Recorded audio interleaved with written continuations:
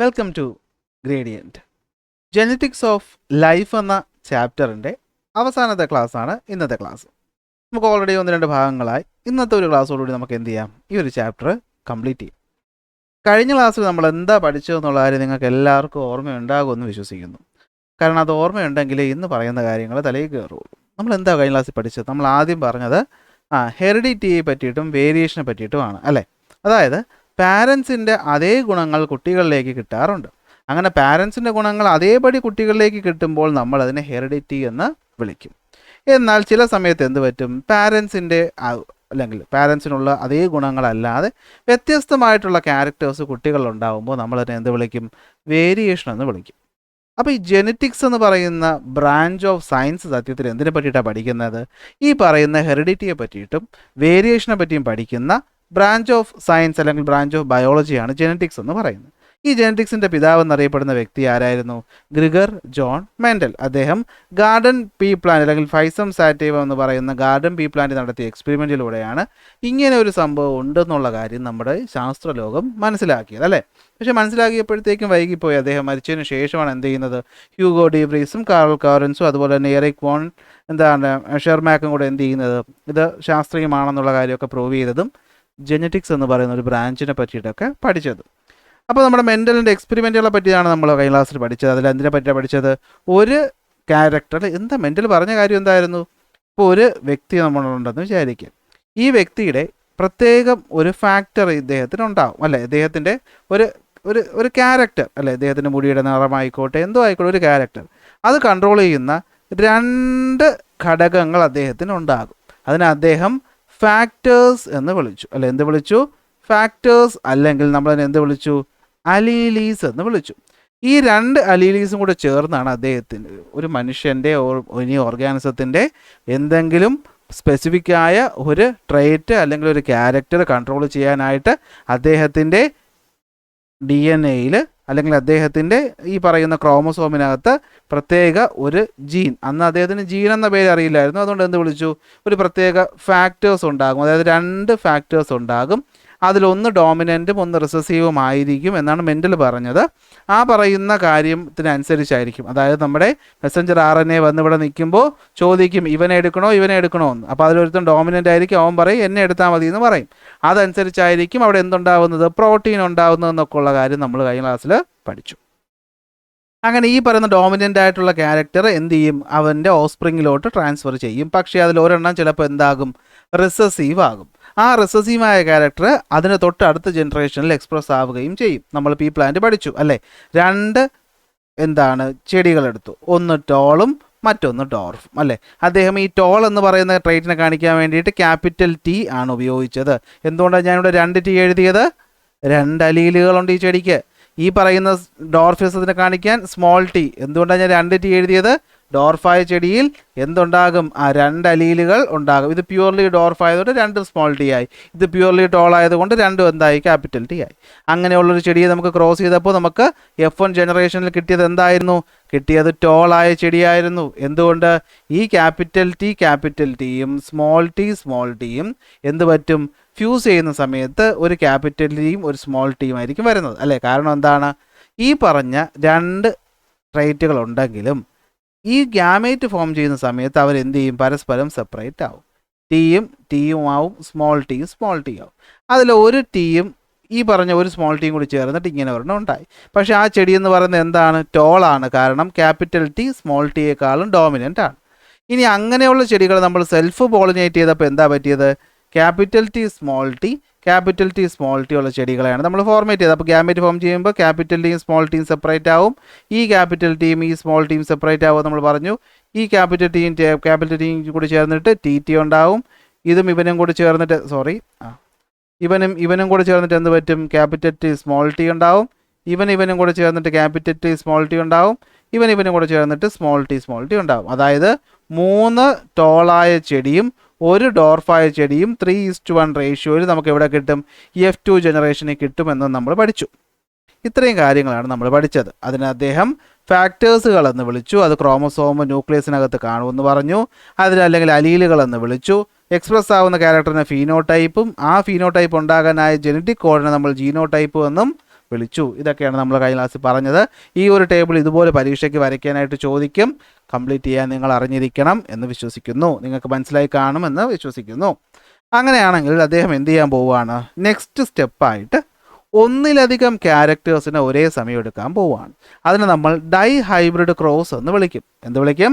Dye hybrid cross എന്ന് വെച്ചാൽ ഒരേ സമയം രണ്ട് ക്യാരക്ടേഴ്സ് ഈ പറയുന്ന ഓഫ് സ്പ്രിങ്ങിലോട്ട് പോകുമ്പോൾ എത്രത്തോളം ഹെറിഡിറ്റിയും എത്രത്തോളം വേരിയേഷനും അവിടെ ഉണ്ടാകുന്നു എന്ന് മനസ്സിലാക്കാൻ വേണ്ടിയിട്ട് ഒരേ സമയം അദ്ദേഹം രണ്ട് ക്യാരക്ടേഴ്സ് എടുക്കുന്നു. എന്തെടുക്കുന്നു? രണ്ട് ക്യാരക്ടേഴ്സ് എടുക്കുന്നു. ഏതൊക്കെയാണ് ക്യാരക്ടേഴ്സ് എന്ന് ചോദിച്ചു കഴിഞ്ഞാൽ, ഒന്ന് ടോള്, അപ്പോൾ മറ്റൊന്ന് എന്തായിരിക്കും? ഡോർഫ്. ഒന്ന് ടോളാകുമ്പോൾ മറ്റൊന്ന് എന്തായിരിക്കും? ഡോർഫ് ആയിരിക്കും. ഒരെണ്ണം റൗണ്ട് സീഡ്. എന്താണ്? Round seed. മറ്റൊന്ന് എന്താണ്? Wrinkled seed. എന്തുവാണ്? റിങ്കിൾഡ് സീഡ് എന്ന് വെച്ചാൽ അദ്ദേഹം ഒരു ചെടി ചൂസ് ചെയ്തത് നല്ല പൊക്കമുള്ള റൗണ്ട് ആയിട്ടുള്ള വിത്ത്, ഇതാ കണ്ടോ, ഇതുപോലത്തെ റൗണ്ട് ആയിട്ടുള്ള വിത്ത് കിട്ടുന്ന ഒരു ചെടിയെ എടുത്തു. മറ്റൊരു ചെടിയായിട്ട് പൊക്കം കുറഞ്ഞ് റിങ്കിൾഡ് വിത്ത് കിട്ടുന്ന, റിങ്കിൾഡ് എന്ന് വെച്ച് കഴിഞ്ഞാൽ ചുളുങ്ങിയിരിക്കുന്ന വിത്ത് കിട്ടുന്ന ഒരു ചെടിയെ എടുത്തു. ടോളായ ചെടിയെ കാണിക്കാൻ ക്യാപിറ്റൽ ടിയും റൗണ്ടിനെ കാണിക്കാൻ ആർ എന്ന ലെറ്റർ ഉപയോഗിച്ചു. ഡോർഫിനെ കാണിക്കാൻ സ്മോൾ ടിയും റിങ്കിൾഡിനെ കാണിക്കാൻ വേണ്ടിയിട്ട് സ്മോൾ ആറും ഉപയോഗിച്ചു. അങ്ങനെ നമ്മളെടുത്ത ആദ്യ ചെടി നോക്കുമ്പോൾ ക്യാപിറ്റൽ ടി എന്ന് പറയുന്നതിനെ കൺട്രോൾ ചെയ്യുന്ന, അതായത് ഉയരത്തിനെ കൺട്രോൾ ചെയ്യുന്ന രണ്ട് അലീലുകളുണ്ട്. Capital T, capital T. Round സീഡിനെ കൺട്രോൾ ചെയ്യുന്ന രണ്ട് അലീലുകളുണ്ട്. Capital R, capital R. Dwarf ചെടിയിൽ അത് ഉയരം കുറവാണെന്ന് കാണിക്കാൻ വേണ്ടിയിട്ട് രണ്ട് അലീലുകളുണ്ട്. Small R, small T, small T. Wrinkled എന്ന് കാണിക്കാൻ വേണ്ടിയിട്ട് രണ്ട് അലീലുകളുണ്ട്. Small R, small R. അവർ ഫസ്റ്റ് ജനറേഷനിൽ ക്രോസ് ചെയ്തു. എന്തിൽ ക്രോസ് ചെയ്തു? ഫസ്റ്റ് ജനറേഷൻ ക്രോസ് ചെയ്തു. എന്താ സംഭവിക്കുന്നത്? ഈ ക്യാപിറ്റൽ ടി എന്തായിട്ട് മാറും? ടി ആയിട്ട് മാറും. ക്യാപിറ്റൽ ആർ ആറായിട്ട് മാറും. അതിൽ ആദ്യത്തെ ജനറേഷൻ ചെടികൾ ഉണ്ടാവുന്ന കേസാണ് നമ്മൾ പറയുന്നത്. നമ്മൾ അത് എന്തെടുത്താൽ മതി? ഒരു ടിയും ആറുമുണ്ട്, അതുപോലെ ഇവിടെ തന്നെ ഒരു സ്മോൾ ടിയും ഒരു സ്മോൾ ആറും ഉണ്ടെന്ന് എടുത്താൽ മതി. കാരണം പ്യുവർ ബ്രീഡാണ്, അപ്പോൾ ഇങ്ങനെ വരുള്ളൂ. ഇത് ക്രോസ് ചെയ്തപ്പോൾ എന്താ പറ്റിയത്? ഇത് ക്രോസ് ചെയ്തപ്പോൾ ഉണ്ടായ ചെടി എന്തായി? Capital T, capital R, small T, small R എന്ന് പറയുന്ന ഫസ്റ്റ് ജനറേഷൻ ചെടി ഉണ്ടായി. ഇതാ കണ്ടോ, capital T, capital R, small R എന്ന് പറയുന്ന ചെടി ഉണ്ടായി. കണ്ടോ, ഗ്യാമേറ്റുകൾ ഇവിടെ വന്നു. എന്ത് പറ്റി? ഫോം ചെയ്തു. ഇങ്ങനെ ഫസ്റ്റ് ജനറേഷൻ ചെടി ഉണ്ടായി. ആ ഉണ്ടായ ഫസ്റ്റ് ജനറേഷൻ ചെടിയുടെ പ്രത്യേകത എന്തായിരിക്കും? അതിൽ ക്യാപിറ്റൽ ടി ഡോമിനൻ്റ് ആയതുകൊണ്ട് അത് ടോളും, അതുപോലെ തന്നെ ക്യാപിറ്റൽ ആർ ഉള്ളത് കൊണ്ട് അതിന് എന്ത് സീഡുമാണ് ഉണ്ടായത്? റൗണ്ട് സീഡുമാണ് ഉണ്ടായത്. എന്താ ഉണ്ടായത്? ടോളും റൗണ്ട് സീഡുമുള്ള ഫസ്റ്റ് ജനറേഷൻ ചെടികൾ ഉണ്ടായി. ആ ഫസ്റ്റ് ജനറേഷൻ ചെടികൾ നമുക്ക് വീണ്ടും അത് സെക്കൻഡ് ജനറേഷനോട്ട് പാസ്സാവുന്നുണ്ടോ എന്ന് അറിയാൻ വേണ്ടിയിട്ട് എന്ത് ചെയ്തു? അതിനെ വീണ്ടും സെൽഫ് പോളിനേറ്റ് ചെയ്തു. എന്ന് വെച്ചാൽ എന്താ സംഭവിക്കുന്നത്? ഒന്നാമത്തെ ചെടിയിൽ ക്യാപിറ്റൽ ടി എന്ന് പറയുന്ന ഒരു ട്രൈറ്റ് ഉണ്ട്, ക്യാപിറ്റൽ ആർ എന്ന് പറയുന്ന ഒരു ട്രൈറ്റ് ഉണ്ട്. അതുപോലെ തന്നെ എന്ത് പറ്റും? സ്മോൾ ടി എന്ന് പറയുന്ന ട്രൈറ്റ് ഉണ്ട്, സ്മോൾ ആർ എന്ന് പറയുന്ന ട്രൈറ്റ് ഉണ്ട്. അതുപോലെ അടുത്ത ചെടിയിലും എന്തുണ്ട്? Capital T, capital R, small T, small R. പണ്ടത്തെ പോലെ വരച്ച് ചെയ്ത് കഴിഞ്ഞാൽ കിളി പറക്കും എന്നുള്ളത് കൊണ്ട് നമ്മളിവിടെ പന്നറ്റ് സ്ക്വയർ എന്ന് പറയുന്ന ഈ ഒരു സംഭവം ഉപയോഗിക്കുകയാണ്. അതായത് നമ്മളൊരു സ്ക്വയർ വരച്ചിട്ട് ഓരോ ഗ്യാമേറ്റിനായിട്ട് നമ്മൾ എടുക്കുകയാണ്. അതായത് ഫസ്റ്റ് വരുന്നത് എന്താണ്? ഇതിൽ നിന്ന് എന്ത് വരാം? ടോളും റൗണ്ടുമായ ചെടിയുടെ ഒരു ഗ്യാമേറ്റ് ഉണ്ടാവാം. ടോളും റൗണ്ടും. അടുത്ത് ടോളും റിങ്കിൾഡ് സീഡും ഉള്ള ഒരെണ്ണം ഉണ്ടാകാം. അടുത്ത് ഇതും ഒരെണ്ണം ഉണ്ടാകാം അല്ലേ? അതുപോലെ എന്താണ്? ഇതും ചേർന്നൊരെണ്ണം ഉണ്ടാകാം. ഇങ്ങനെ എന്ത് പറ്റും? 4 ഗ്യാമേറ്റുകൾ വന്നു. സംശയം ഉണ്ടായല്ലേ? ഒന്നുകൂടി ശ്രദ്ധിക്കുക. ഇവിടെ എന്താ പറഞ്ഞേക്കുന്നത്? ടോൾ ആയ ക്യാരക്ടറും ഡോർഫ് ആയ ക്യാരക്ടറും ഫസ്റ്റ് ജനറേഷനിലുണ്ട്. റൗണ്ട് സീഡ് ക്യാരക്ടറും റിങ്കിൾഡ് സീഡ് ക്യാരക്ടറും ഫസ്റ്റ് ജനറേഷനിലുണ്ട്. പക്ഷേ ഈ ടോളും ഈ റൗണ്ടും ഡോമിനൻ്റ് ആയതുകൊണ്ട് ആ ചെടി എന്തായിട്ട് മാറി? ടോളും റൗണ്ടുമായിട്ട് മാറി. ഇങ്ങനെയുള്ള ചെടികൾ നമ്മൾ വീണ്ടും എന്ത് ചെയ്യാൻ പോവുകയാണ്? സെൽഫ് പോളിനേറ്റ് ചെയ്യാൻ പോവുകയാണ്. അപ്പോൾ ഇതുപോലത്തെ 2 ചെടികളാണ് വരുന്നത്. അതിൽ ഒന്നാമത്തെ ചെടി നമ്മൾ നോക്കുമ്പോൾ ഇവിടെ എന്തൊക്കെ ക്യാരക്ടർ കുട്ടിയിലോട്ട് പോവാം? ഈ ടോള് സെപ്പറേറ്റായി, ഈ ടോളും ഈ റൗണ്ടും ചേർന്ന് ടോളും റൗണ്ടുമായ ചെടികളുണ്ടാകാം. ഈ ടോളും ഈ റിങ്കിളിലും ചേർന്ന് ടോളും റിങ്കിളുമായ ചെടി ഉണ്ടാകാം. സ്മോൾ ടീം ഇതുമാറും ചേർന്നിട്ട് എന്ത് പറ്റും? ഡോർഫും റൗണ്ട് സീഡുള്ള ചെടി ഉണ്ടാകാം. അതുപോലെ ഡോർഫും റിങ്കിൾഡ് സീഡുള്ള ചെടി ഉണ്ടാകാൻ സാധ്യതയുണ്ട്. 4 എണ്ണം ഉണ്ട്. ആ 4 എണ്ണമാണ് നമ്മൾ ഇവിടെ വെച്ചത്. ഇനി ഇതുപോലത്തെ ഒരു ചെടിയും ഇതുപോലത്തെ മറ്റൊരു ചെടിയും തമ്മിലല്ലേ സെൽഫ് പോളിനേറ്റ് ചെയ്യുന്നത്. അപ്പോൾ ഇതേ പോസിബിലിറ്റീസ് ഉണ്ടാവാമല്ലോ. അതാണ് ഇവിടെ എഴുതി വെച്ചേക്കുന്നത്. കണ്ടോ? നമ്മൾ എന്നിട്ട് ഇതിനെ എന്ത് ചെയ്യാൻ പോവുകയാണ്? ഇതിനെ ക്രോസ് ചെയ്യുമ്പോൾ എന്താ സംഭവിക്കുന്നതെന്ന് എഴുതാൻ പോവുകയാണ്. ഫസ്റ്റ് ചെടിക്ക് എന്താ പറ്റുന്നത്? Tall round. അടുത്തതിൽ എന്ത് പറ്റും? Tall capital R small R, capital R small R. ഇവിടെ എന്ത് പറ്റും? Capital T small T, capital R capital R. ഇവിടെ എന്ത് പറ്റും? Capital T small T, capital R small R വരും. ഇവിടെ എന്ത് പറ്റും? Capital T small R capital R എന്ന് വരും. ഇവിടെ എന്ത് പറ്റും? ക്യാപിറ്റൽ ടി സ്മോൾ ആർ എന്ന് വരും. ഇവിടെ എന്ത് പറ്റും? Capital T small R capital R എന്ന് വരും. ഇവിടെ എന്ത് പറ്റും? ക്യാപിറ്റൽ ടി സ്മോൾ ആർ എന്ന് വരും. ഞാൻ ഇത് എഴുതുകയാണ്, നിങ്ങൾ എഴുതുമ്പോൾ നിങ്ങൾ ശ്രദ്ധിച്ചിരുന്നാൽ മതി, ബോറടിക്കും ചിലപ്പോൾ ഇത് കേൾക്കുമ്പോൾ. Small T capital R capital R, small T capital R small R, small T capital R capital R, small T capital R small R. Last small T capital T small R capital R എന്ന് വെച്ചാൽ ഇതും അതാണ് എന്താണ് small T capital T എന്ന് പറയുന്നത്. ഈ small ആറും ഇവിടെയുള്ള സ്മോൾ ആർ കണ്ടോ? അതുപോലെ ഇവിടെ മറന്നു, മൊത്തത്തിൽ കൺഫ്യൂഷൻ അല്ലേ? ഓക്കെയോ? ടി ആർ ഇവിടെ എന്ത് വരും? ടി ആർ വരും. ഇതിൻ്റെ അർത്ഥം എന്താ? ഇത്രയും ടൈപ്പ് ഓഫ് കോമ്പിനേഷൻ ഇവിടെ ഉണ്ടാവാൻ സാധ്യതയുണ്ട്. ക്യാപിറ്റൽ ടി ഒന്നെങ്കിലും വന്നിട്ടുണ്ടെങ്കിൽ അത് ടോളാകും, ഒരു ക്യാപിറ്റൽ ആറെങ്കിലും വന്നിട്ടുണ്ടെങ്കിൽ അത് റൗണ്ട് ചെടിയാകും. ഇനി ഇവിടെ നോക്കിക്കോ, ഒരു ക്യാപിറ്റൽ ടി വന്നിട്ടില്ലെങ്കിൽ ഇതെന്തായിരിക്കും? ഇത് ഡോർഫ് ആയിരിക്കും. അതുപോലെ ഒരു റൗണ്ടെങ്കിലും വന്നിട്ടുണ്ടെങ്കിൽ അത് റൗണ്ട് ആയിരിക്കും. അങ്ങനെ ഒരു സെറ്റ് ഓഫ് കോമ്പിനേഷൻ ഉണ്ടാവും. ഈ കോമ്പിനേഷൻ്റെ എണ്ണം എടുത്തപ്പോൾ നമുക്ക് മനസ്സിലായ ഒരു കാര്യം എന്താണെന്ന് വെച്ച് കഴിഞ്ഞാൽ, നോക്കിക്കോ, ഡൈ ഹൈബ്രിഡ് ക്രോസ് എന്ന് വെച്ചാൽ എന്താണ് പഠിച്ചല്ലോ. ഒന്നിലധികം ക്യാരക്ടേഴ്സിന് നമ്മൾ ഒരേ സമയം എടുത്ത് നമ്മൾ ക്രോസ് ചെയ്താൽ കിട്ടുന്ന ക്രോസിൻ്റെ പേരാണ് dihybrid cross. Dihybrid ക്രോസിൽ അദ്ദേഹം എന്തൊക്കെ എടുത്തത്? ടോള്, അതുപോലെ ഡോർഫും സീഡിൻ്റെ ഷേപ്പായിട്ട് റൗണ്ടും റിങ്കിൾഡും എടുത്തു. അതിൽ ഫസ്റ്റ് ജനറേഷൻ നോക്കിയപ്പോൾ എല്ലാം ടോൾ പ്ലാന്റും റൗണ്ട് സീഡും ആയിരുന്നു. എന്നാൽ സെക്കൻഡ് ജനറേഷൻ നോക്കിയപ്പോൾ എന്ത് പറ്റി? പ്രശ്നം ഉണ്ടായി അല്ലേ? സെക്കൻഡ് ജനറേഷൻ നോക്കിയപ്പോൾ എന്ത് പറ്റി? പ്രശ്നം ഉണ്ടായി. അപ്പോൾ ഫസ്റ്റ് ജനറേഷൻ എന്ന് വെച്ചാൽ എല്ലാവരും എന്തായിരുന്നു? ടോളും റൗണ്ടും ആയിരുന്നു. സെക്കൻഡ് ജനറേഷനാണ് ബുദ്ധിമുട്ടുണ്ടായത്. അപ്പോൾ സെക്കൻഡ് ജനറേഷൻ എങ്ങനെ ആകുമെന്ന് മനസ്സിലാക്കാൻ വേണ്ടി നമ്മൾ സഹായിക്കുന്ന ഈ സ്ക്വയറിൻ്റെ പേരാണ് പന്നറ്റ് സ്ക്വയർ. പന്നറ്റ് സ്ക്വയർ നമ്മൾ എന്ത് ചെയ്തു? നമ്മൾ ഈ പറയുന്ന ഓരോ ഗ്യാമേറ്റുകളും F1 ജനറേഷനിൽ ഉണ്ടാവാൻ സാധ്യതയുള്ള ഓരോ ഗ്യാമേറ്റുകളെയും നമ്മൾ സെപ്പറേറ്റ് ആയിട്ട് എഴുതിയിട്ട് നേരത്തെ പോലെ ഇങ്ങനെ റീകമ്പൈൻ ചെയ്തു. അപ്പോൾ നമുക്ക് ഇതുപോലത്തെ ടേബിൾ കിട്ടും. ആ ടേബിൾ അനലൈസ് ചെയ്തപ്പോൾ നമുക്ക് മനസ്സിലായി ഈ കിട്ടിയ ടേബിളിൽ 9 എണ്ണം എന്ന് പറയുന്നത്, ഈ കിട്ടുന്ന ടേബിളിൽ 9 എണ്ണം എന്ന് പറയുന്നത് ടോളും റൗണ്ട് സീഡും ഉള്ളതായിരുന്നു. 3 എണ്ണം എന്ന് പറയുന്നത് ടോളും റിങ്കിൾഡ് സീഡും ഉള്ളതായിരുന്നു. 3 എണ്ണം എന്ന് പറയുന്നത് ഡോർഫും റൗണ്ട് സീഡുമായിരുന്നു.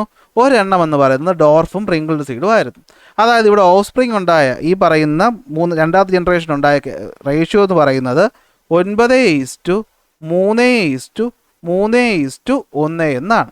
അതായത് 9 ചെടികൾ എന്ന് പറയുന്നത് ടോളും റൗണ്ടുമായി, 3 എണ്ണം എന്ന് പറയുന്നത് ടോളും റിങ്കിൾഡുമായി, 3 എണ്ണം എന്ന് പറയുന്നത് ഡോർഫും റൗണ്ടുമായി, 1 എണ്ണം എന്ന് പറയുന്നത് ഡോർഫും റിങ്കിൾഡ് സീഡുള്ള ചെടി നമുക്ക് കിട്ടി.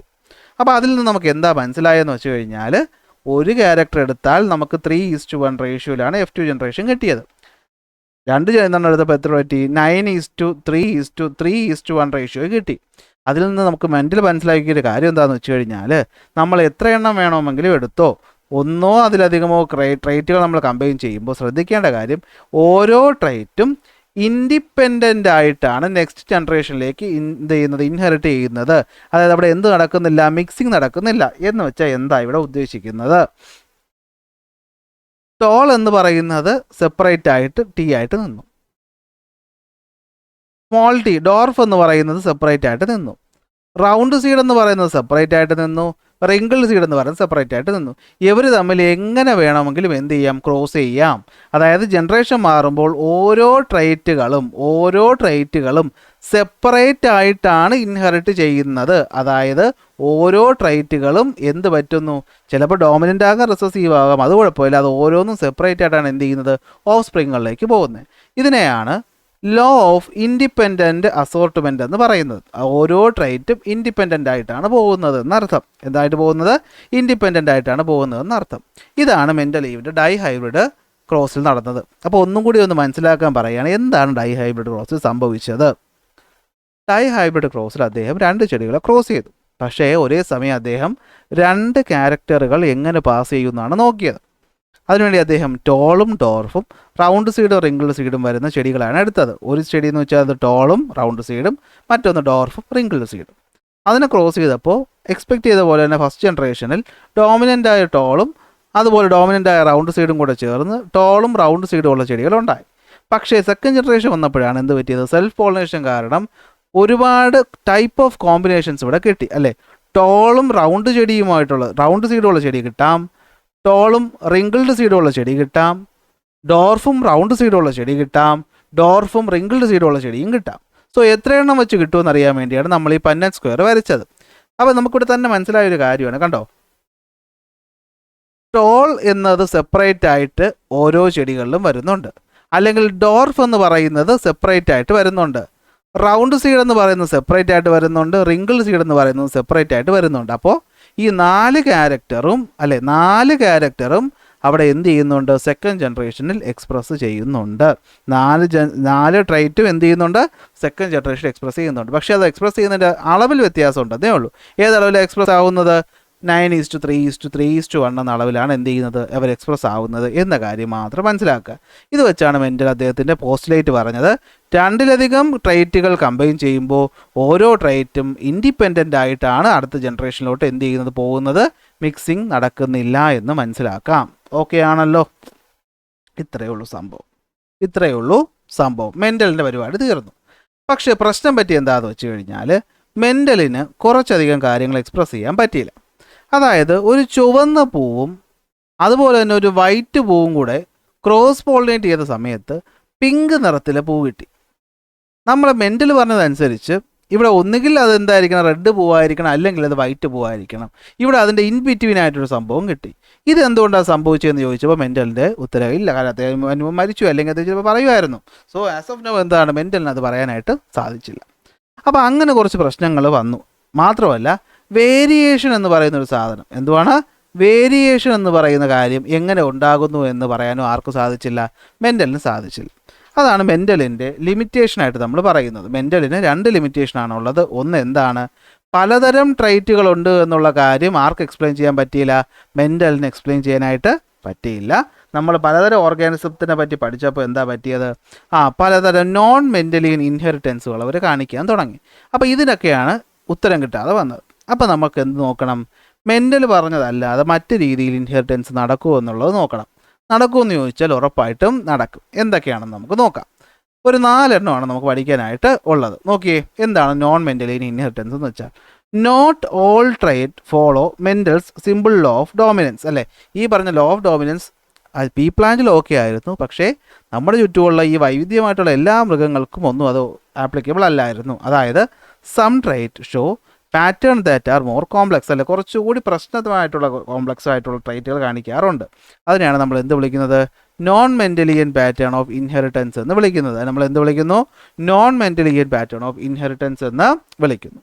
അപ്പോൾ എന്തൊക്കെയാണ് നോൺ മെൻഡലിയനിൽ വരുന്നത്? 4 എണ്ണം ഉണ്ട്. ഒന്ന്, ഇൻകംപ്ലീറ്റ് ഡോമിനൻസ് കാണിക്കും. പേരൊന്നും കേട്ട് പേടിക്കേണ്ട, സിമ്പിളാണ്, പഠിക്കാം. കോ ഡോമിനൻസ് കാണിക്കുന്നു, മൾട്ടിപ്പിൾ അലീലിസം കാണിക്കുന്നു, പോളിജെനിക് ഇൻഹെറിറ്റൻസും കാണിക്കുന്നു. പേരൊന്നും കേട്ട് വരളണ്ട, സിമ്പിൾ സംഭവമാണ്. നോക്കിക്കോ, സംഭവം ഞാൻ നേരത്തെ പറഞ്ഞ എക്സാമ്പിളിനകത്തുള്ളത്. ഒരു പിങ്ക് 4 മണിപ്പൂ ഉണ്ടല്ലോ. അപ്പോൾ നമ്മളൊരു പിങ്ക് എന്ന് പറയുന്ന നിറം കിട്ടാൻ വേണ്ടിയിട്ട് നോക്കിയേ, ഒരു ചുവന്ന പൂവും ഒരു വെള്ളപ്പൂവും, ചുവന്ന പൂവും വെള്ളപ്പൂവും, ഈ ചുവപ്പും വെള്ളയും കൂടി ക്രോസ് ബ്രീഡ് ചെയ്തപ്പോൾ അവിടെ കിട്ടിയ പൂവിൻ്റെ നിറം എന്താണ്? പിങ്കാണ്. സോ എന്തുകൊണ്ടാണ് സംഭവിച്ചതെന്ന് വെച്ച് കഴിഞ്ഞാൽ ഇൻകംപ്ലീറ്റ് ഡോമിനൻസ് കാരണമാണ്. അതായത് ഇവിടെ റെഡ് എന്ന് പറയുന്നത് ഡോമിനൻറ്റും വൈറ്റ് എന്ന് പറയുന്ന റിസസീവുമാണ്. അതായത് ഈ പറയുന്ന പൂവിൻ്റെ നിറം തീരുമാനിക്കുന്ന ജീനാണിത്. ഇവിടേക്ക് ആര് വന്നു?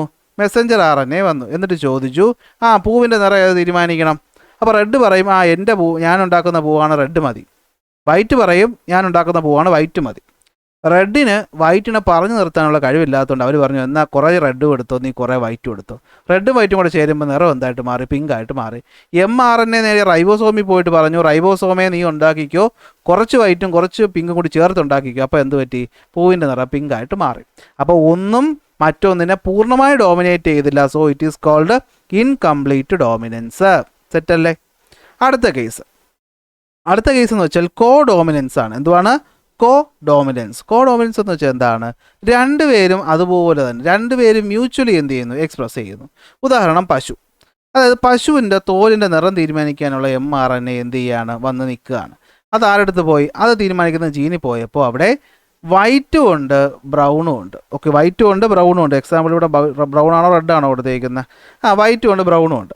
എന്നിട്ട് mRNA ചോദിക്കുകയാണ്, തോലിൻ്റെ നിറം വൈറ്റ് ആക്കണോ ബ്രൗൺ ആക്കണോ? അപ്പോൾ ഇവിടെ ഇവർ തമ്മിൽ തല്ലൊന്നുമില്ല. വൈറ്റ് പറഞ്ഞു കുറേ തോല് നീ വൈറ്റ് ആക്കിക്കോ, മറ്റവൻ പറഞ്ഞു കുറേ നീ ബ്രൗൺ ആക്കിക്കോ. അപ്പോൾ mRNA പോയിട്ട് റൈബോസോമിൻ്റെ അടുത്ത് പറയും, നീ പശുവിന് തോലുണ്ടാക്കുമ്പോൾ കുറേ സ്ഥലത്ത് നീ എന്ത് ചെയ്തോ? വൈറ്റ് ഇട്ട് കൊടുത്തോ, കുറേ സ്ഥലത്ത് ബ്രൗൺ ഇട്ട് കൊടുത്തോ. രണ്ടും കൂടി മിക്സ് ഒന്നും ചെയ്യേണ്ട, സെപ്പറേറ്റ് ആയിട്ടും കിട്ടാതെ. അപ്പോൾ എന്ത് പറ്റും? വൈറ്റും ബ്രൗണും ചേർന്ന പശു ഉണ്ടാവും. അപ്പോൾ രണ്ടുപേരും ഒരുമിച്ച് നിൽക്കുന്നു അല്ലേ? അതാണ് കോ ഓപ്പറേറ്റീവ്, ഒരുമിച്ച് നിൽക്കുന്നു. അപ്പോൾ കോ എന്ന് വെച്ച് അർത്ഥം വെച്ചിട്ട് കോ ഡോമിനൻസ് എന്ന് പറയും. ഇതെന്ന് പറയും കോ ഡോമിനൻസ് എന്ന് പറയും. ഇതൊന്നും മെൻ്റലിന് അറിഞ്ഞുകൂടായിരുന്നു, പിന്നീട് കണ്ടുപിടിച്ചതാ. മറ്റൊരു കേസ് എന്ന് പറഞ്ഞു കഴിഞ്ഞാൽ നമുക്കറിയാം ബ്ലഡ് ഗ്രൂപ്പ് എന്ന് പറയുന്ന കാര്യം അല്ലെ. ബ്ലഡ് ഗ്രൂപ്പ് എന്ന് പറയുന്ന എ ഉണ്ട്, ഒ ഉണ്ട്, എ ബി ഉണ്ട്, പലതും ഉണ്ട്. എന്നാൽ ചില സമയത്ത് എന്ത് പറ്റുമെന്ന് വെച്ചാൽ ഇപ്പോൾ ഒരു RNA വന്നു, mRNA വന്നിട്ട് ചോദിക്കുകയാണ് എടാ ബ്ലഡ് ഗ്രൂപ്പ് ഏതാണെന്ന് ചോദിക്കാനായിട്ട് വന്നു. അപ്പോൾ ഇവിടെ നോക്കിയപ്പോൾ സാധാരണ 2 എണ്ണേ കാണുള്ളൂ. അതായത് ഇപ്പോൾ IA ഉണ്ട്, IBയും ഉണ്ട്. ഈ IA എന്ന് പറയുന്നത് ഒരു ബ്ലഡ് ഗ്രൂപ്പ് തീരുമാനിക്കുന്നു എന്ന് വിചാരിക്കുക. IB എന്ന് പറയുന്ന മറ്റൊരു ബ്ലഡ് ഗ്രൂപ്പ് തീരുമാനിക്കുന്നു എന്ന് വിചാരിക്കുക. എന്നാൽ ഇവിടെ എക്സ്ട്രാ ഒരുത്തം കൂടിയുണ്ട് I. അപ്പോൾ എന്ത് പറ്റും? ഇവൻ പറയും നമുക്ക് 3 പേർക്കും കൂടെ ചേർന്ന് എന്ത് ചെയ്യാം? ഒരുമിച്ചൊരു ബ്ലഡ് ഗ്രൂപ്പ് ഉണ്ടാക്കാം. എന്തുണ്ടാക്കാം? ഒരുമിച്ചൊരു ബ്ലഡ് ഗ്രൂപ്പ് ഉണ്ടാക്കാം. അപ്പോൾ എന്ത് പറ്റും? ABO എന്ന് പറയുന്ന ഒരു ബ്ലഡ് ഗ്രൂപ്പ് എന്ത് ചെയ്യും? അവിടെ ഫോം ചെയ്യും. എന്ത് ഫോം ചെയ്യും? ABO എന്ന് പറയുന്ന ബ്ലഡ് ഗ്രൂപ്പ് ഫോം ചെയ്യും. അതായത് ഒന്നിലധികം അലീലുകൾ ഉണ്ടാകുന്നു. സാധാരണ 2 ഉണ്ടാവും, എന്നാൽ 2 കൂടുതൽ വന്നു കഴിയുമ്പോൾ മൾട്ടിപ്പിൾ ആയല്ലോ, 2 കൂടുതലായല്ലോ. അപ്പോൾ അതിനെന്ത് വിളിക്കും? മൾട്ടിപ്പിൾ അലീലിസോ എന്ന് വിളിക്കും. അപ്പോൾ ഇവിടെ ഉണ്ടാകുന്ന ബ്ലഡ് എന്ന് പറയുന്ന ABO എന്ന് പറയുന്ന ഗ്രൂപ്പ്. ഞാൻ എക്സാമ്പിളാണ് ABO എന്നിട്ടത്. AB പോസിറ്റീവോ അങ്ങനെ എന്ത് കാര്യം വേണമെങ്കിലും ആവാം. എന്ത് പറ്റും? ഒന്നിലധികം അലീലുകൾ ഉണ്ടെങ്കിൽ അവിടെ അത് 3 എക്സ്പ്രസ് ആവുന്ന സിറ്റുവേഷൻ വരാം. അതിന് മൾട്ടിപ്പിൾ അലീലിസോ എന്ന് വിളിക്കും. ഇനി ലാസ്റ്റ് വരുന്നതാണ് പോളിജെനിക് ഇൻഹെറിറ്റൻസ്. അതായത് സിമ്പിൾ എക്സാമ്പിളാണ് കളർ ഓഫ് ദ സ്കിൻ തീരുമാനിക്കുന്ന പരിപാടി അവിടെ നടക്കുകയാണ് സെൽ ഉണ്ടാവുന്ന സമയത്ത്. അപ്പോൾ ഇത് തീരുമാനിക്കാനുള്ള മെസ്സഞ്ചർ RNA വന്നിട്ട് ചോദിക്കുമ്പോൾ ഒരു ജീൻ വന്നിട്ട് പറയും ഞങ്ങളാണ് എന്ത് തീരുമാനിക്കുന്നത്? കളർ തീരുമാനിക്കുന്നത്. അപ്പോൾ മറ്റൊരു ജീൻ വന്നിട്ട് പറയും അല്ലല്ല DNA ഞങ്ങളെ എന്ത് ഏൽപ്പിച്ചിട്ടുണ്ട്? ഈ പറയുന്ന കളർ തീരുമാനിക്കാൻ ഏൽപ്പിച്ചിട്ടുണ്ട്. അപ്പോൾ ഒന്നിലധികം ജീനുകൾ, പോളിജെനിക്, ഒന്നിലധികം ജീനുകൾ, 1, 2, 3 ജീനുകളാണ് എന്ത് ചെയ്യുന്നത്? ഇവിടെ കാര്യങ്ങൾ തീരുമാനിക്കുന്നത്. അപ്പോൾ അടുത്തവനും വന്നിട്ട് പറഞ്ഞു ഇല്ല ഞാനുമാണ് എന്ത് ചെയ്യുന്നത്? തീരുമാനിക്കുന്നത്. അപ്പോൾ ഈ mRNAക്ക് മൊത്തത്തിൽ കൺഫ്യൂഷനായി. അപ്പോൾ mRNA പറയുന്നത് ശരി നീയും തീരുമാനിക്കും. നിനക്കൊക്കെ 3നും വേണ്ടിയിട്ട് എന്ത് ചെയ്യാം? ഓരോ ടൈപ്പ് സ്കിൻ കളറുകൾ ഉണ്ടാക്കാമെന്ന് തീരുമാനിക്കും. അപ്പോൾ ഇതാണ് എന്തെന്ന് പറയുന്നത്? പോളിജെനിക് ഇൻഹെറിറ്റൻസ് എന്ന് പറയുന്നത്. അതായത് more than 1 gene control the colour അല്ലെ. ഒന്നിലധികം ജീനുകൾ അവിടെ എന്ത് ചെയ്യാണ്? ഒരേ കാര്യം. നമ്മളിപ്പോൾ മെൻ്റൽ പറഞ്ഞതാണ് നമ്മൾ ഇതുവരെ പഠിച്ചുകൊണ്ടിരുന്നത് അല്ലെ. മെൻ്റൽ എന്താ പറഞ്ഞത്? ഒരു ഓർഗാനിസത്തിനകത്ത് ഒരു ട്രേറ്റ് തീരുമാനിക്കാൻ ഒരു സെറ്റ് ഓഫ് ജീന് മാത്രമേ കാണുള്ളൂ. എന്നാൽ പിന്നീട് പഠനം നടത്തിയപ്പോൾ മനസ്സിലായി ഒന്നല്ല 1 കൂടുതലും ഉണ്ടാവും. അതിനെയാണ് നമ്മൾ പോളിജെനിക് എന്ന് പറയുന്നത്. ഇതെല്ലാം നമ്മുടെ മെൻ്റൽ എണ്ണം പറഞ്ഞതിനും അതീതമായിരുന്നു. സോ അതുകൊണ്ട് ഇതിനെയൊക്കെ നോൺ മെൻ്റലീൻ ഇൻഹെറിറ്റൻസ് എന്ന് വിളിക്കുന്നു. എന്തൊക്കെയാണ്? ഇൻകംപ്ലീറ്റ് ഡോമിനൻസ് അല്ലേ, 2 എണ്ണം ഉണ്ടാവുന്നു അല്ലേ. The dominant allele does not completely mask the recessive character അല്ലേ. അതായത് റെഡിന് പൂർണ്ണമായും വൈറ്റിനെ മറച്ചു വയ്ക്കാൻ പറ്റിയില്ല. അപ്പോൾ റെഡും വൈറ്റും കൂടെ ചേർന്ന് എന്തായി? പിങ്ക് ആയിട്ട് മാറി, ബ്ലെൻഡ് ഉണ്ടായി. അതാണ് ഇൻകംപ്ലീറ്റ് ഡോമിനൻസ്. കോ ഡോമിനൻസ് എന്ന് പറയുമ്പോൾ എന്തായിരിക്കും? Both alleles are equally expressed അല്ലേ. സൈഡ് ബൈ സൈഡായിട്ട് എന്ത് ചെയ്യുന്നു? രണ്ടും വരുന്നു. അപ്പോൾ എന്ത് പറ്റി? റെഡും വൈറ്റും നിറമുള്ള അതിനെയാണ് നമ്മൾ റോൺ കോട്ട്, ഈ ROAN കോട്ട് എന്ന് പറയുന്നത്. നമുക്ക് ഈ പാച്ചായിട്ട് ഉള്ള നിറം പശുക്കളിലൊക്കെ കാണാറുണ്ടല്ലോ, അതിനാണ് എന്തെന്ന് വിളിക്കുന്നത്? ഈ റോൺ കോട്ട് എന്ന് വിളിക്കുന്നത്. അപ്പോൾ അത് കാണുന്നത് എന്ത് കാരണമാണ്? കോ ഡോമിനൻസ് കാരണമാണ്. 2 പേരും ഉണ്ട്. മൾട്ടിപ്പിൾ അലീൽസ് എന്ന് വെച്ച് കഴിഞ്ഞാൽ ബ്ലഡ് ഗ്രൂപ്പിൻ്റെ കേസിൽ അല്ലേ എന്ത് പറ്റുന്നു? Gene has more than 2 alleles അല്ലെ. ഒന്നിലധികം ആൾക്കാർ കൺട്രോൾ ചെയ്യാൻ വരുമ്പോൾ എല്ലാവർക്കും വേണ്ടിയിട്ട് ചെയ്യേണ്ടി വരും. അതിനെയാണ് എന്തെന്ന് വിളിക്കുന്നത്? മൾട്ടിപ്പിൾ അലീലിസം എന്ന് വിളിക്കുന്നത്. ഇനി പോളിജെനിക് ഇൻഹെറിറ്റൻസ് എന്ന് പറയുമ്പോൾ ഒന്നിലധികം ജീനുകൾ എന്തുണ്ട്? കാര്യങ്ങൾ കൺട്രോൾ ചെയ്യാനായിട്ടുണ്ട്. ഫോർ എക്സാമ്പിൾ മെലാനിൻ്റെ പ്രൊഡക്ഷൻ. അതുകൊണ്ടാണ് വേരിയസ് സ്കിൻ ടോൺസ് മനുഷ്യർ ഉണ്ടാകുന്നത്. ഇത്രയും കഴിയുമ്പോഴത്തേക്കും എന്ത് തീർന്നു? ഹെറിഡിറ്റി തീർന്നു. ഇനി നമ്മൾ നോക്കാൻ പോകുന്ന വേരിയേഷനെ പറ്റിയിട്ടാണ്. അതായത് ഓഫ്സ്പ്രിങ്ങുകൾക്ക് പാരൻസിന് അല്ലാത്ത ക്യാരക്ടേഴ്സ് വരുന്നതിനെയാണ് നമ്മൾ വേരിയേഷൻ എന്ന് പറയുന്നത്. സോ ഒരു ഓർഗാനിസത്തിൽ വേരിയേഷൻ ഉണ്ടാക്കാൻ 2 കാരണങ്ങളാണുള്ളത്. ഒന്ന് ഗ്യാമേറ്റ് ഫോം ചെയ്യുമ്പോൾ ഉണ്ടാകുന്ന ക്രോസിംഗ് ഓവറും, മറ്റൊന്ന് മ്യൂട്ടേഷൻ എന്താണ് മ്യൂട്ടേഷൻ. നമുക്കതിൽ ആദ്യത്തെ പരിപാടി നോക്കാം. നോക്കി, ജനറ്റിക് പ്രോസസ്സ് നിങ്ങൾക്ക് അറിയാവുന്നുള്ളൊരു കാര്യമാണ്. ഒരാളുടെ ക്രോമസോം എന്ന് പറയുന്നത് 46 എണ്ണം ഉണ്ട്. ഓക്കെ, പക്ഷേ ഒരു ഓർഗാനിസം ഉണ്ടാവുന്നത് അച്ഛനും അമ്മയും ചേർന്നിട്ടാണ്. അപ്പോൾ അച്ഛനും 46 ഉണ്ട്, അമ്മയ്ക്കും 46 ഉണ്ടെങ്കിൽ രണ്ടും കൂടി ചേരുമ്പോൾ എത്ര എണ്ണം ആവും? മനുഷ്യനല്ലാതെ വേറെ എന്തെങ്കിലും ഓർഗാനിസം ആവും. അപ്പോൾ അത് ശരിയാവോ? ഇല്ല. സോ എന്താ പറ്റുന്നതെന്ന് വെച്ച് കഴിഞ്ഞാൽ 46 ക്രോമസോമുള്ള അച്ഛനും അമ്മയും ഇവരുടെ ഗ്യാമേറ്റുകൾ ഉണ്ടാവുന്ന സമയത്ത് ഇതിൻ്റെ എണ്ണം പകുതിയായിട്ട് മാറും. എത്രയായിട്ട് മാറും? 23 മാറും. എത്രയായിട്ട് മാറും? 23 മാറും. ഓക്കെ, ഇതിനെയാണ് നമ്മൾ മിയോസിസ് എന്ന് പറയുന്നത്. വളരെ സിമ്പിളായിട്ട് ഞാൻ പറഞ്ഞു തരുന്നതാണ്. ഇതിനാണ് എന്ത് വിളിക്കുന്നത്? മിയോസിസ് എന്ന് പറയുന്നത്. അതായത് സെൽ ഡിവിഷൻ്റെ ഒരു ടൈപ്പ് സെൽ ഡിവിഷനാണ് മിയോസിസ് സെൽ ഡിവിഷൻ എന്ന് പറയുന്നത്. ഇത് എപ്പോഴാണ് ഉണ്ടാകുന്നതെന്ന് വെച്ചാൽ ഗ്യാമേറ്റ് ഉണ്ടാകും. അതായത് പുരുഷന്മാരിൽ സ്പേം ഉണ്ടാകുമ്പോഴും സ്ത്രീകളിൽ ഓവം ഉണ്ടാകുന്ന സമയത്ത്, നിങ്ങൾ റീപ്രൊഡക്ഷൻ പഠിക്കുമ്പോൾ പഠിക്കും അല്ലേ, മെയിലിൻ്റെത് സ്പേമും ഫീമെയിലിൻ്റെത് ഓവമാണ്. ഈ പറയുന്ന സ്പേമും ഓവവും കൂടെ ചേരുമ്പോഴാണ് എന്തുണ്ടാവുന്നത്? പുതിയൊരു കുട്ടി ഉണ്ടാവുന്നത്. ഓക്കെ, മനുഷ്യൻ്റെ എക്സാമ്പിൾ വെച്ച് പറയുകയാണ്. അപ്പോൾ ഈ പുതിയ കുട്ടി ഉണ്ടാകുമ്പോൾ 46 ചേർന്നാൽ പറ്റൂലല്ലോ. അപ്പോൾ എന്താ പറ്റുന്നതെന്ന് വെച്ച് കഴിഞ്ഞാൽ 46 എണ്ണമുള്ള ഒരു സെല്ല് ഡിവൈഡ് ചെയ്ത് 23 ഉള്ളതായിട്ട് മാറും. അടുത്ത് ഇവിടുത്തെ 46 23 മാറും. ഇത് രണ്ടും കൂടെ പരസ്പരം ചേരുമ്പോഴാണ് 46 ഉള്ള ചൈൽഡ് ഉണ്ടാവുന്നത്. ഇത്രയും മനസ്സിലാവുമല്ലോ. ഈ സെൽ ഡിവിഷൻ നടക്കുന്ന സമയത്ത് നടക്കുന്നൊരു പ്രോസസ്സാണ് എന്ത്? ക്രോസിംഗ് ഓവർ എന്ന് പറയുന്നത്. അതായത് ഗ്യാമേറ്റ് ഉണ്ടാവാൻ പോവുകയാണ്. ഒരു പുരുഷനും സ്ത്രീയും പ്രായപൂർത്തിയൊക്കെ ആയി കഴിയുമ്പോൾ അവരുടെ ദേഹത്ത് ഈ പറയുന്ന സാധനം ഉണ്ടാവും. അപ്പോൾ ഇതുണ്ടാവുന്ന സമയത്ത് എന്താ പറ്റുന്നതെന്ന് വെച്ച് കഴിഞ്ഞാൽ, ഞാൻ എന്ന് പറയുന്ന വ്യക്തി ഇപ്പോൾ ഒരു എക്സാമ്പിളായിട്ട് എടുക്കുകയാണ്. എൻ്റെ സെല്ലിനകത്ത് ന്യൂക്ലിയസിനകത്ത് ക്രോമസോം. സെൽ ഡിവിഷൻ ഉണ്ടാകാൻ പോകുന്ന സമയത്ത് ഈ ക്രോമസോമുകളൊക്കെ നമ്മൾ ഇതുവരെ പഠിച്ച ഷേപ്പിലോട്ട് എത്തും. അപ്പോൾ നമുക്ക് നോക്കിക്കഴിഞ്ഞാൽ അറിയാൻ പറ്റും, നമ്മുടെ ഒരാളുടെ ശരീരത്തിനകത്ത് അച്ഛൻ്റെ കയ്യിൽ നിന്ന് കിട്ടിയ ക്രോമസോമും ഉണ്ട്, അമ്മയുടെ കയ്യിൽ നിന്ന് കിട്ടിയ ക്രോമസോമും ഉണ്ട്. അപ്പോൾ ഒരേപോലെയുള്ള അച്ഛൻ്റെ കയ്യിൽ നിന്ന് കിട്ടിയ ക്രോമസോമും അമ്മയുടെ കിട്ടിയ ക്രോമസോമും ഇതുപോലെ പരസ്പരം അടുത്തടുത്ത് വന്ന് നിൽക്കും. ഇതിനാണ് പെയറിംഗ് ഓഫ് ഹോമോലോഗസ് ക്രോമസോം എന്ന് പറയുന്നത്. ഒരേപോലത്തെ ക്രോമസോം സെൽ ഡിവിഷൻ്റെ സമയത്ത് ഇങ്ങനെ ഒരുമിച്ച് വന്ന് നിൽക്കും. എന്നിട്ട് ഇതിലെന്താ പറ്റുന്നതെന്ന് വെച്ച് കഴിഞ്ഞാൽ ഇവർ പരസ്പരം അങ്ങോട്ടും ഇങ്ങോട്ടും ക്രോസ് ചെയ്യും. ഇതാ കണ്ടോ, ഇവൻ ഇങ്ങോട്ട് ക്രോസ് ചെയ്യും, ഇവൻ ഇങ്ങോട്ടും കുറേ സാധനങ്ങൾ ക്രോസ് ചെയ്യും. എന്നിട്ടുണ്ടാകുന്ന പുതിയ സെല്ല് നമ്മൾ നോക്കിയാൽ കാണാൻ പറ്റും. കണ്ടോ, ഈ വൈറ്റ് ആയിരുന്നു ഇത്രയും, ഇവിടെ എത്തിയപ്പോൾ എന്ത് പറ്റി? വൈറ്റും കുറച്ച് യെല്ലോയും ആയി. ഇത്രയും പിങ്ക് ആയിരുന്നു, പിങ്കിൻ്റെ ഇടയിൽ കുറേ യെല്ലോ കയറി, യെല്ലോയുടെ ഇടയിൽ കുറേ പിങ്ക് കയറി, യെല്ലോയുടെ ഇടയിൽ കുറേ വൈറ്റ് കയറി. അപ്പോൾ ഒരേ ക്രോമസോമിൽ കുറച്ച് സീക്വൻസുകൾ, അതായത് ഇപ്പോൾ നമുക്ക് ADCK എന്ന് പറഞ്ഞിങ്ങനെ കോഡ് എഴുതിയിരിക്കൂലേ, അതിൽ കുറേ കോഡുകൾ അങ്ങോട്ടും ഇങ്ങോട്ടും കട്ട് കോപ്പി പേസ്റ്റും ചെയ്യുന്നു എന്ന് നിങ്ങൾ സിമ്പിളായിട്ട് വിചാരിക്കുക. ഓക്കെ, അപ്പോൾ ഇതാണ് ഇവിടെ നടക്കുന്നത്. നോക്കിയത് point of contact of the pairing chromosome is called chiasm. Okay, chiasma എന്ന് പറയും.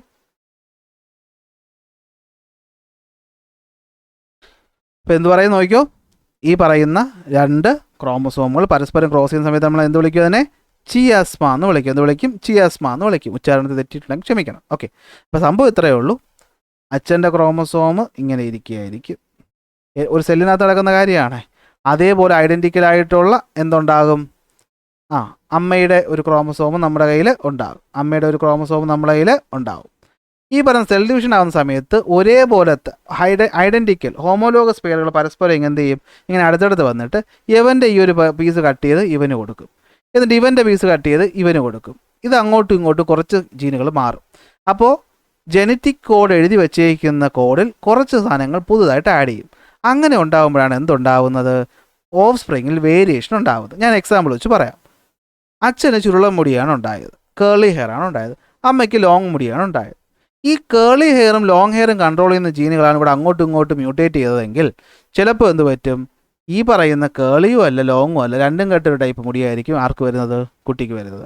ചിലപ്പോൾ ഈ കേളി ഹെയർ ലോങ് ഹെയറും കൂടി ചേർന്നിട്ട് രണ്ടിൻ്റെയും ഒരു ഇൻ്റർമിക്സ് ആയിരിക്കും കുട്ടിക്ക് വരുന്നത്.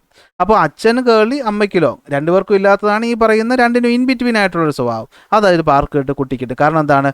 കോഡ് എഴുതി വെച്ചേക്കാണ്, അല്ലെങ്കിൽ ഇതിങ്ങനെ ഒരു കോഡ് എഴുതി വെച്ചേക്കാണ്. അതിൻ്റെ കുറച്ച് ഭാഗം കട്ട് ചെയ്ത് തൊട്ടപ്പുറത്ത് വയ്ക്കും, അവൻ്റെ ഭാഗം കട്ട് ചെയ്ത് ഇപ്പുറത്ത് വയ്ക്കും. ഇതിനാണ് ക്രോസിംഗ് ഓവർ എന്ന് പറയുന്നത്. ഓക്കെ, ഇതിനാണ് എന്ത് വിളിക്കുന്നത്? Crossing over. അപ്പോൾ ഈ ക്രോസിംഗ് ഓവർ കാരണം എന്ത് പറ്റാം?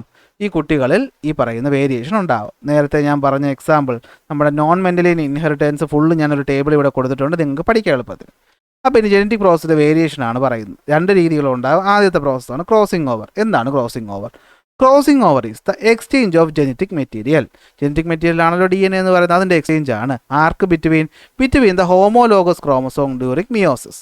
എന്ന് വെച്ചാൽ ജനറ്റിക് മെറ്റീരിയൽ ആയിട്ടുള്ള DNA അങ്ങോട്ടും ഇങ്ങോട്ടും എക്സ്ചേഞ്ച് ചെയ്യപ്പെടുന്നു. എപ്പോൾ? ഒരേപോലെയുള്ള ക്രോമസോമുകൾക്കിടയിൽ ഡ്യൂറിങ് മിയോസിസ് എന്ന് വെച്ച് കഴിഞ്ഞാൽ ഗ്യാമേറ്റ് ഉണ്ടാവുന്ന സമയത്തുണ്ടാവുന്ന സെൽ ഡിവിഷനെ വിളിക്കുന്ന പേരാണ് മിയോസിസ്.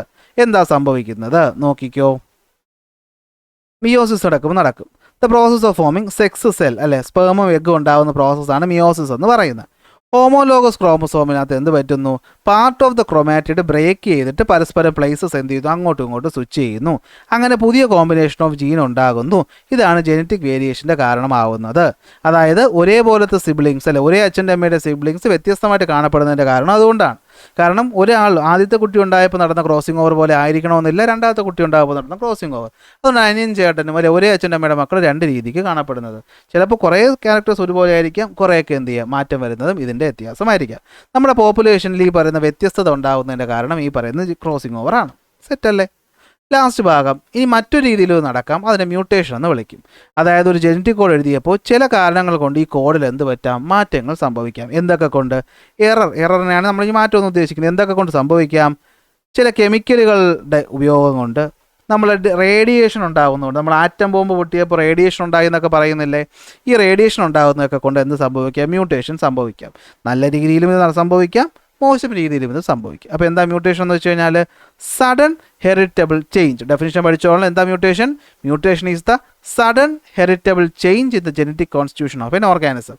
ഒരു ജീവിയുടെ ജനറ്റിക് കോൺസ്റ്റിറ്റ്യൂഷൻ ഉണ്ടാകുന്ന സഡൻ ചേഞ്ചിനെയാണ് നമ്മൾ എന്ത് വിളിക്കുന്നത്, മ്യൂട്ടേഷൻ എന്ന് വിളിക്കുന്നത്. Okay, mutation എന്തുകൊണ്ടുണ്ടാവാം? നാച്ചുറലി ഉണ്ടാകാം, അതുപോലെ തന്നെ എക്സ്റ്റേണൽ ഫാക്ടേഴ്സ് കാരണം ഉണ്ടാവാം. നാച്ചുറലി ഉണ്ടാകുന്ന പ്രശ്നമില്ല, പക്ഷേ എക്സ്റ്റേണൽ ഫാക്ടേഴ്സ് ആയിട്ടുള്ള റേഡിയേഷൻ, നമ്മൾ എക്സ്റേ UV റേസിലൊക്കെ ഉണ്ടാകുന്ന റേഡിയേഷൻ, അതുപോലെ ചില കെമിക്കലുകളുടെ ഉപയോഗം, സ്മോക്ക്, പൊല്യൂഷൻ, അല്ലെങ്കിൽ വൈറസ് കാരണമൊക്കെ എന്ത് സംഭവിക്കാം, നമ്മുടെ DNA ഈ പറയുന്ന മ്യൂട്ടേഷൻ സംഭവിക്കാം. ഈ മ്യൂട്ടേഷൻ കാരണം ജീനുകളിൽ ചേഞ്ച് ഉണ്ടാകും.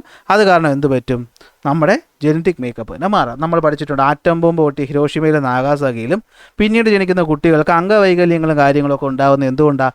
ഈ പറഞ്ഞ അതിൽ സർവൈവ് ചെയ്ത ആൾക്കാരുടെ ദേഹത്തോട്ട് റേഡിയേഷൻ അടിച്ചു കയറി. ഈ അടിച്ചു കയറുന്ന റേഡിയേഷൻ കാരണം അവരുടെ ജനറ്റിക് കോഡ് തന്നെ മാറിപ്പോയി. അപ്പോൾ ഈ പറയുന്ന ക്രോസിംഗ് ഓവറൊക്കെ വളരെ തെറ്റായിട്ട് സംഭവിക്കുമ്പോൾ ചിലപ്പോൾ കുട്ടിയുടെ കൈ ഉണ്ടാകണമെന്ന് പറയേണ്ട, കൈ നിർമ്മിക്കപ്പെടണമെന്ന് പറയേണ്ട ജീനായിരിക്കും ചിലപ്പോൾ എന്ത് ചെയ്യുന്നത്, നഷ്ടപ്പെട്ടു പോയതോ അതിലെന്തെങ്കിലും തെറ്റ് സംഭവിച്ചതോ സംഭവിക്കാം. അപ്പോൾ ഉണ്ടാകുന്ന കുട്ടിയിൽ എന്ത് പറ്റും, ഇത്തരം വൈകല്യങ്ങൾ ഉണ്ടാകും. ഞാൻ വളരെ സിമ്പിളായിട്ട് ഇത് പറഞ്ഞു, പക്ഷേ നിങ്ങൾ എത്രത്തോളം ഇൻറ്റൻസ് ആണെന്ന് ആലോചിക്കണം. അപ്പോൾ ഇതാണ് മ്യൂട്ടേഷൻ എന്ന് പറയുന്നത്. ഇതുകൂടെ പറയുന്നതോടുകൂടി നമ്മുടെ ഈ ഒരു ചാപ്റ്ററുടെ എന്ത് ചെയ്യുകയാണ്, അവസാനിക്കുകയാണ്. ഇതിൽ ഈ വരുന്ന ചോദ്യങ്ങളും അതിൻ്റെ ഉത്തരങ്ങളും നമുക്ക് അടുത്ത ക്ലാസ്സിൽ ഡിസ്കസ് ചെയ്യാം. അപ്പോൾ ഈ വലിച്ചു നീട്ടാത്തതുകൊണ്ടാണ് ഞാൻ ഒറ്റ ക്ലാസ് കുറച്ച് വലുതായിട്ടാണെങ്കിൽ ഈ ഒരു ഫുൾ ടോപ്പിക് ഇവിടെ കംപ്ലീറ്റ് ചെയ്തത്. നിങ്ങൾ ഇടയ്ക്ക് ബ്രേക്ക് എടുത്ത് കാണുന്നതായിരിക്കും നല്ലത്. ഓക്കെ, അപ്പോൾ അടുത്ത ക്ലാസ്സിൽ നമുക്ക് അടുത്ത ടോപ്പിക്കുമായിട്ട്